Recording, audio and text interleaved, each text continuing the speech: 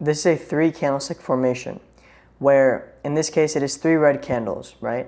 The first candlestick, and then the second one, and then the third one. And in the middle one, in the middle candlestick right here, there is a gap between the bottom wick of the first one and the top wick of the last one. This right here is called a fair value gap. FVG is short for fair value gap, or another word for it is imbalance. And then this is the same exact example for a bullish scenario where it's 3 green candles instead.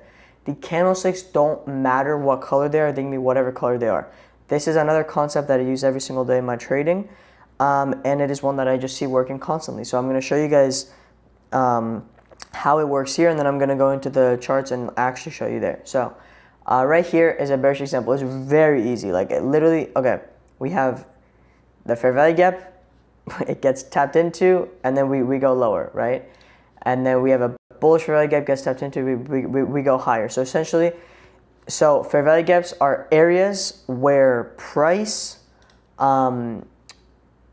is not balanced, and there's a lot of illiquid like orders and stuff, because it's just sharp move in one direction, right? Wicks are like orders, since there are many orders here, and it's just sharp move in one direction.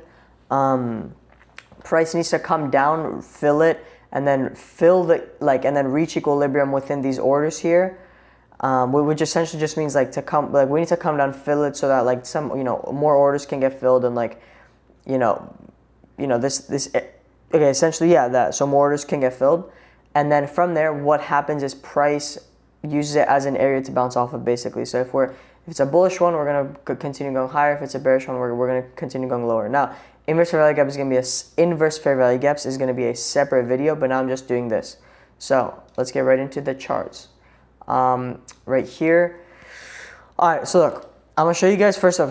Remember, my colors are different. White is up, black is down, and my fair value gap is also a different color. But so like right here, right in front of me, I see a gap.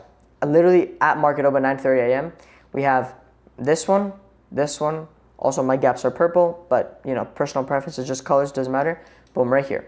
Okay, in this case, it didn't tap this gap. But if we go the same exact thing on ES, which is the opposite index to NASDAQ, S&P 500, price tapped it, as you guys can see right here. And then on the lower time frames, this is what it looks like, right? Where essentially it tapped the gap and then we pushed higher. Then in turn, what did price do? It continued going all the way up. So this is how I use them, right? Honestly, like they're very, very simple. Like we go here, I'll go on the higher time frames just to go ahead and show you guys. This is a sneak peek into what another thing is. This is an inverse fair value gap. You see how like price tapped this and then it went, although it did tap and close bullish here, this would have been like, okay, remember, no concept that I tell you guys is like guaranteed to work every single time. But like this is a case where, for example, it wouldn't have worked. I'm also going to show that where price comes down and fills it. You would think it goes higher, and then it ends up going lower and closing below this, right? But this is why we use discretion, and this is why we have like entry criteria on the lower time frames and stuff. So like here, that's why I'm not taking these types of trades. But let me show you guys another successful example right here. Really simple stuff. Bang, bang, bang. Comes down, right? A bunch of, imbalanced price action. Price comes down, fills it, and then taps higher, and then, in turn goes higher.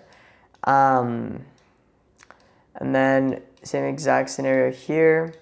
Now, I would like to mention for these, for like fair value gaps, like they're not like support zones. Like it's not like, it can bounce in many times and stuff. It's like, I'm only looking for one bounce and then go higher. The only time where I would reconsider a fair value gap, even if it's been, so essentially if it's been bounced into, we just disregard it.